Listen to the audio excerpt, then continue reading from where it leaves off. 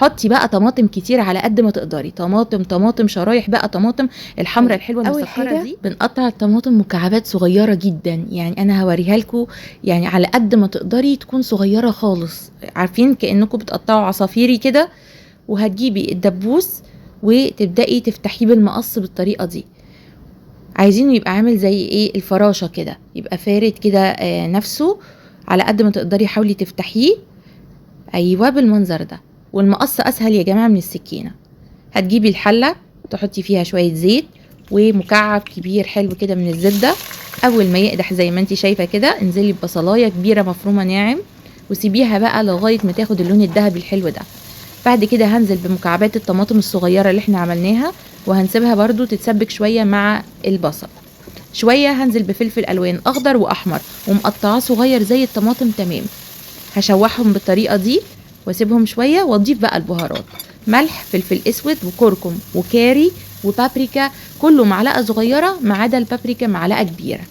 حطيت معلقة صغيرة من السكر ومكعب مرق الدجاج، وشوحت الكلام ده. هسيبهم دقيقتين كده، وبعدين هاخد نص كوباية من الخليط ده واشيله على جنب زي ما انتوا شايفين كده.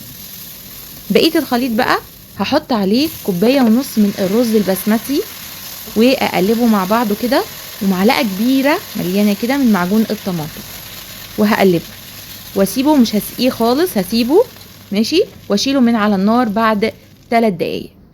هجيب بقى الطاجن بتاعي واحط شرايح بصل زي ما انتوا شايفين، وبعدين هنحط الطماطم. حطي بقى طماطم كتير على قد ما تقدري، طماطم شرايح بقى، طماطم الحمراء الحلوة المسكرة دي. هقول لكم صحيح ازاي تختاروا احلى طماطم، اللي هي بيبقى نوعها اسمه الطماطم البلحة، بتبقى شبه البلح كده بس تخينة شوية، وبتبقى صغيرة في الحجم. بعد ما عملت شريحة الطماطم، هحط بقى الرز من غير ما اسقيه، وهجيب الفراخ بتاعتي. قبل الفراخ صح نسيت اقول لكم، النص كوبايه بتاعه الخلطه هحط عليها معلقتين كبار من الزيت، ومعلقتين كبار من الباربيكيو، معلقه صغيره من الملح، ومعلقه صغيره من الفلفل الاسود، ومعلقه صغيره من العسل. هقلب الكلام ده كله مع بعضه كده، واجيب بقى الفراخ وابتدي اعمل لها بقى طبقه من الخلطه الحلوه دي، وتحت الجلد بقى وفي كل حته. واخد كده كمان بايدي واحط في الاماكن اللي انا فتحتها بالمقص، واحطها بقى. انا حبيت ارصها مثلا واحد كده وواحد عكسه، عشان يبقى شكل الطاجن في الاخر شكله حلو. زي ما انتوا شايفين بحاول احط في كل حته وتحت الجلد وكل حاجه. هسقي بقى بالميه ماشي لغايه ما اغطي الرز. عايزه اقول لكم مش هيبقى باين، بس انتوا لو تاخدوا بالكم الصينيه هي واقع منها ميه لانه خلاص كان وصل للاخر. طب بعد كده هعمل ايه؟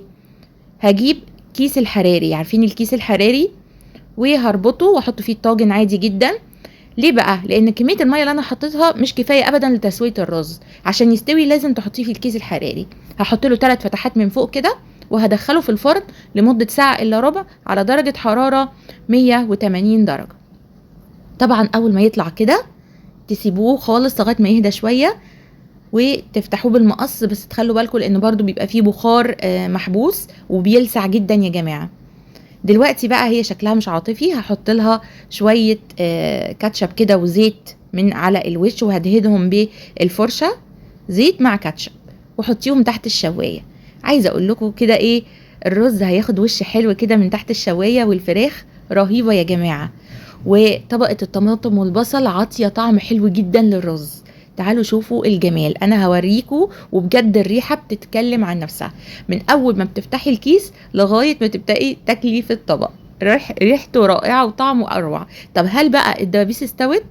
عايزه اقول لكم اهي ما شاء الله بيضه وتحفه جدا، جربوها هتعجبكم.